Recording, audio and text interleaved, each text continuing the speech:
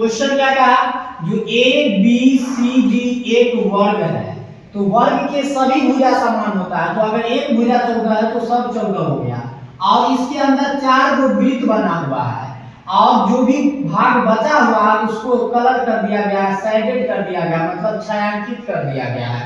तो यही आपसे छायांकित भाग का क्षेत्रफल पूछा है।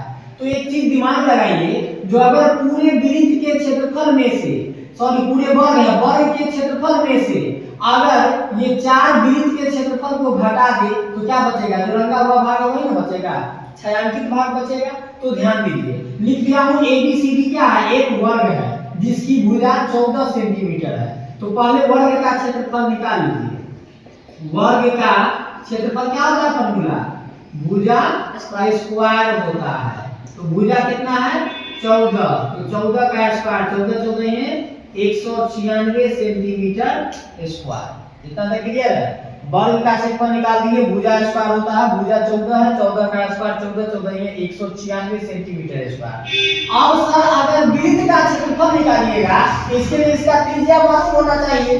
तो मुझे यार एक बात ध्यान दीजिए, वृत्त का पहले व्यास निकालना होगा।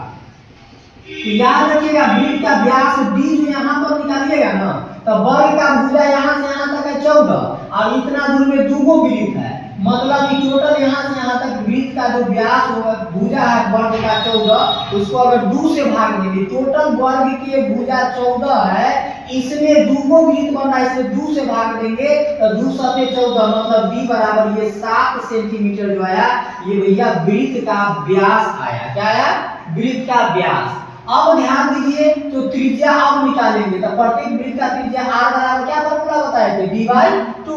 तो r बराबर d का वैल्यू कितना हो गया 7/2 सेंटीमीटर आपको आ गया। अब 4 वृत्त का क्षेत्रफल निकालना, पहले क्या करेंगे, एक वृत्त का क्षेत्रफल हम लोग निकाल लेंगे। तो वृत्त का क्षेत्रफल क्या होता है, पाई r स्क्वायर। जानते हैं आप पाई का वैल्यू 22/7, बीच में कुछ होता है गुना, r का वैल्यू 7/2 स्क्वायर है, तो 2 बार कर देंगे 7/2 गुने 7/2। यहाँ 7 से 7 कट जाएगा, 2 से 11 दूनी 22 कट जाएगा, तो ऊपर में क्या बचा 11 सते 77 और 22 में 2 सेंटीमीटर स्क्वायर। भैया ये एक वृत्त का क्षेत्रफल आया है, ऐसा ऐसा 4 वृत्त बन रहा है, तो चारों वृत्त का क्षेत्रफल निकालेंगे। यहाँ लिखेंगे 4 वृत्त का क्षेत्रफल बराबर 4 गुने एगो वृत्त के क्षेत्रफल 77/2। ऐसा करते हैं ना जी, एक कलम का दाम 5 रुपया, तो 4 कलम का 5 गुने 4, 5 का 20 रुपया होता है ना। तो ऐसे एक वृत्त का क्षेत्रफल इतना है, तो 4 वृत्त का 4 से गुना कर दीजिए, ये 2 से कट जाएगा, 2 दूनी 4, 2 सते 14 के 4 हासिल 2 सते 14 15, 154 सेंटीमीटर आया 4 वृत्त का क्षेत्रफल। अब आपसे तो पूछा था सर जी जो छायांकित भाग है ना इसका क्षेत्रफल निकालिए, क्या लिखेंगे, अतः छायांकित भाग का